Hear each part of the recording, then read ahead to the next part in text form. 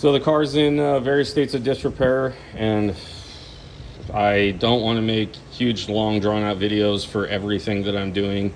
I was going to make one. First off, we'll just say that I'm going manual. I'm going with a CD09 or CD0A setup. The pedal setup, I was going to make a video on. It just got too much. Manuel Mazzi has videos of how to install his kit. That's who built this pedal kit. I'm using a Willwood 3/4 Master. The kit is meant for F1 cars, F1 trains cars. So it comes with like a 5/8 or whatever. So that's really the only difference in his kit, is that the CD09 uses like a 3/4 Master on pretty much all their swap kits. So I was like, I'll just run a 3/4 Master. But all of his stuff is all billet CNC. He sends you templates and stuff like that, tooling, you know, all kinds of cool stuff, because there's no easy way to just knock out a hole in the firewall. Here's the clutch pedal and modified brake pedal. He sends you these Willwood brake and clutch covers for a little grip and a little pizzazz down there. But I mean, it's all 3D printed stainless steel. It's very, very high quality, and I was glad to pay him for such a good product. It's OEM. The only reason that we can add a clutch pedal to these cars is that the pedal box itself is from the 599 and 612 setup, and California, which those cars came manual. It's just that this car was produced in the same time, and they used the pedal box up there that had a spot for a clutch to go, but that's it. That's the only thing in the car that is able to be manual. Is you can mount a pedal here, but good luck finding a pedal. So they just make one, and they make the whole kit. Like this is a tool for installation. He's got a handful of tools that he gives you for disassembly and installation, and so again, just pay the guy's money. He's done the homework. The shifter is out, and you can see there's a hole down there for where I want the manual shifter to go. That is for measurement's sake right now. I did a whole video on the steering wheel setup. I'm probably going to get this powder coated and a carbon fiber cover made and all that. I think I'll be keeping the paddles to use a rolling anti-lag setup on it. So yeah, that's kind of the state right now of the car as far as the manual swap goes. The seats are probably going to come out because I had custom seats made, all 100% carbon fiber seats made on it with some cool designs. So I'll make a video in the future on that. That's kind of not turbo kit related, just car related. Yeah, the turbo kit on the car. So that's more or less the manual swap. I'm waiting for the manual swap. Is going to consist of a CD0A that I got brand new from Nissan, Action Clutch, because they've supported me forever on all my racing and everything. Action Clutch sponsored me, so I'm kind of brand loyal to them because they are some of the coolest guys and best guys that you can work with, in my opinion anyways. Other people, Action Clutch tends to have strong opinions one way or the other on. It's kind of weird. But for me, I've never had any issue with them. The clutch pedal kit is from Manuel Mazzi. The flywheel adapter kit is from Speed Gems, and that's 4 to 8 weeks to make. So I should be getting it in a couple weeks. So the auto trains is still in right now. Just holds everything up so I can do turbo kit stuff. The turbo kit, I didn't like how the turbo kit was made. I didn't like how I made the turbo kit rather. It got the job done and it was fine. Sometimes you just have to make stuff to see that it's not the right way, and that's perfectly fine. That's part of the journey, right? When you're the first one doing it. So you're gonna expect stuff like that.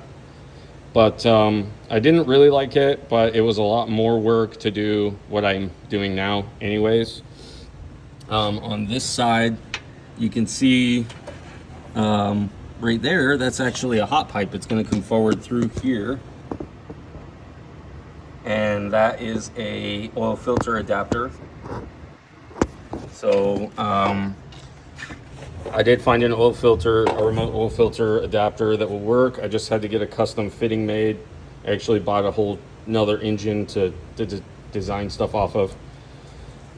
But that it has an adapter made in it because Ferrari and Maserati use weird threads on the inside of that where the oil filter screws onto. And then I'll run it after I make the turbo kit. I'm going to figure out the routing and where I'm going to mount the oil filter and where I'm going to put it all. And then I'll just mount the oil filter wherever I want to now because I can. But the hot piping is going to come up through that area.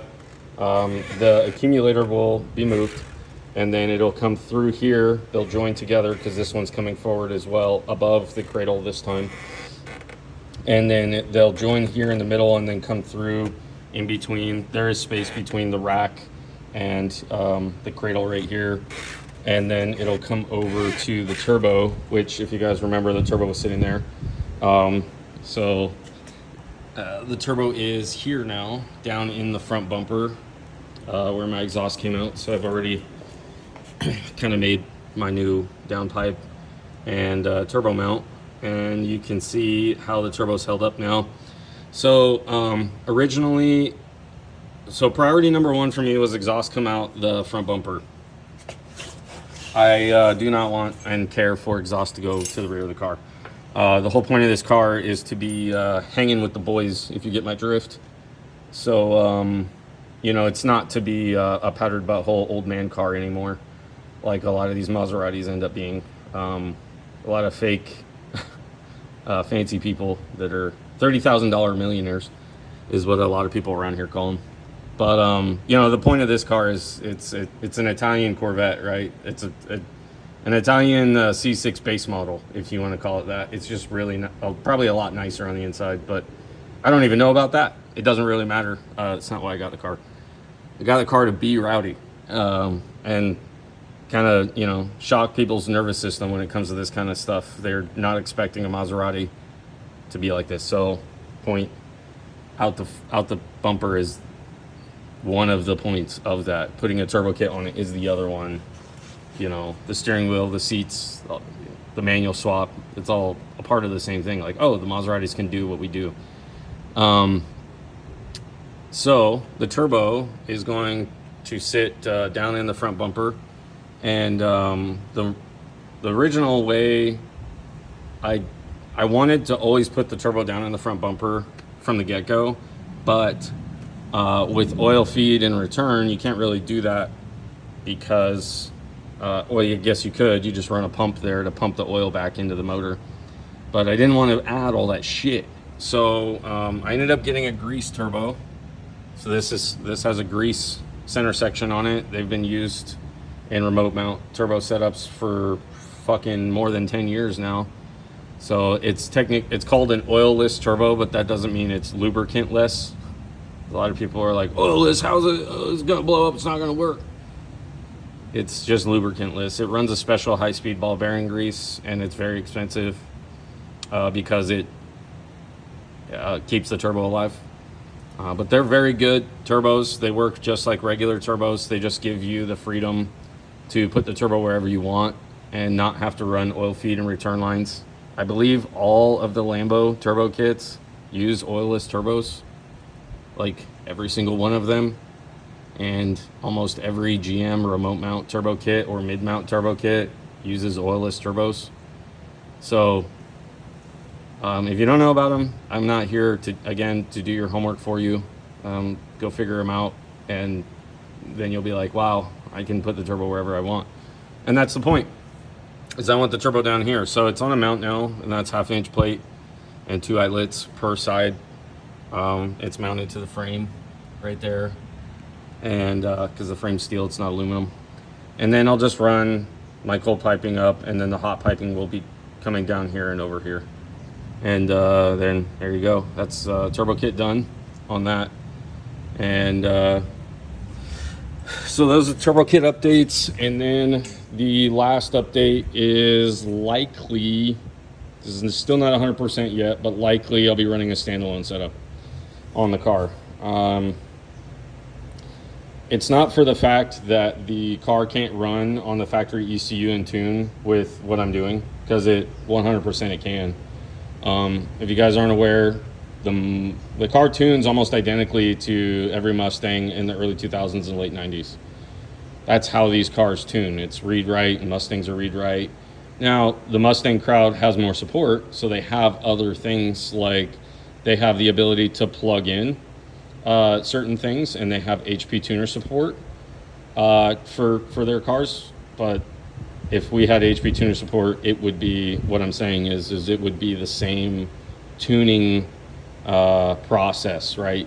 You read changes on the ECU, you read corrections that the ECU is making, and then you down those corrections to 0, and aka, hey, I want your corrections to be what the new baseline is, and then the car just uses that as the baseline, and then it has the ability to make corrections on its own.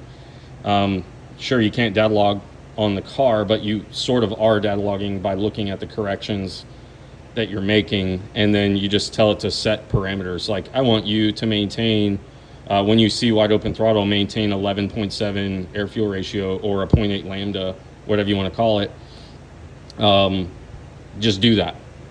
And then you tell it what injector size you're running, and then that's kind of pretty much it, right? And you say, oh, don't go past 13 degrees or 18 degrees of ignition timing because you're turbo now, and I don't want you to exceed 13 degrees ignition timing. And so you give it stopping points, and then you give it parameters, and it makes corrections to achieve what you tell it to achieve, and then you just see how it's doing, right? The corrections are, hey, we didn't achieve that, so I had to add 10% more fuel. Oh, okay, make those corrections your baseline now. And you do another pull, and then it took away 1%. Okay, that's fine. Plus or minus 2% on corrections is fine. Really drawn out way to say that the tuning on the car is not hard. It's just not widely supported. So you can get tuners that know what they're doing to set parameters on the car for you, and then literally the MAF sensor tunes the car. So it's a cheat code. So if you're getting rid of your MAF sensoring on speed density, you are going backwards in time. So like I proved, I ran the car with a turbo kit on it with a MAF sensor, and the turbo was definitely putting air into the car. So it was making corrections and not having a check engine light. Don't believe me, you can watch my other videos. But I want other features that the standalone offers. I want rolling anti-lag. I want anti-lags, like, on the starting line. I want to be able to set safeties where I want to set them and have them save the car, because that's just a smart thing to do. I want, what else? I want more freedom with the car. The software to tune this setup is like $20,000. Again, it's not. There's only one. It's called Alien Tech Software, and that's it. So you have to find somebody with Alien Tech Software already, and then you're going to pay them a lot of money, and they'll tune your car. It's going to be like $3,000 because they're the only ones. So the price point kicks you into standalone territory any route. The standalone itself is like $2,000, and then you're talking about, an adapter or a wiring harness away from running it, and then your possibilities are endless, right? You can run whatever injector size you want. You can run whatever you can run whatever you want, because now it's just a V8 to the standalone, right? It doesn't matter what V8 it is. It's not even the most complicated V8. Coyotes are probably the most complicated V8s out there, and they're all running Coyotes really, really fast. So as far as freedom goes with the car, I can get into the standalone. I can start making changes. I can see things. If you're not running the standalone setup, you're running the factory ECU, you can't do these things. And for some people, like with my other cars, I don't want to even care about other parameters. But on this car, I want to be able to make changes. I want to be able to do things myself on the car and not depend on somebody else for support. So the car can be tuned, and for a lot of people, that's probably just fine. You know what I mean? For running 6 or 10 pounds of boost and getting some stuff on your car. We already figured out the injectors. And if you're interested in the injectors and the fuel rail and my other hot piping kit, hit me up. I don't think anybody's going to be interested in that stuff, but you never know, so I'll just put it out there. My buddy Ariel is making me a complete billet CNC set of rails, so I just think they look cleaner and they look a lot better than a bar stock rail or a rail stock rail. So it's not that my rails wouldn't work or anything. It's just that he's willing to do that for me. So it's really cool. And they say Maserati on them and stuff. So it's just, it goes with the theme of the car. It's just nice stuff. So the injectors, are basically, they'd be great for somebody who's going to run the stock ECU. But if we're going to run a standalone, I'm going to go up in injector size because I'm going to run flex fuel. That's another reason to run a standalone ECU, is to run flex fuel on the car, to run more boost and try to make as much power as possible, and have the safety of ethanol, right, to help you out. So the deeper you go into the hole, the more you need a standalone to enable you to do a lot more things. So rails, my rail stock rails, my injectors, and the hot pipe kit, I took the flanges off of that come from the factory headers. But if you know how to weld, you can have my hot pipe kit. Well, not have it. I mean, we can talk about it. So if you guys want to message me on JB Engines on Instagram or whatever, we can talk about it and we can come up with something for the rails, the injectors, and for the hot pipe stuff, if somebody wants it. Other than that, that's pretty much the update. Hopefully this didn't take too terribly long, and stay tuned for all the new exciting stuff.